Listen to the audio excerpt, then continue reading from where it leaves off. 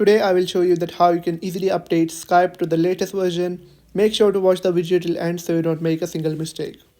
Guys, first of all, you'll have to head over to the App Store, or if you're on Android, you'll have to head over to the Google Play Store, and then you'll have to search for Skype. After that, you'll have to tap on Skype, and then you'll have to tap on update if it shows update. And in some cases it may show you open, but still you don't have access to some latest features, or still you are facing some bugs and glitches inside your app while you are using it. So in that case, you'll have to head over to the settings, and then you'll have to tap on general, and then iPhone storage, and then right here you'll have to look for Skype. Once you found it, tap on it, and after that you'll have to tap on offload app. Now one thing you'll have to keep in mind is that it will not delete any one of your personal files or data.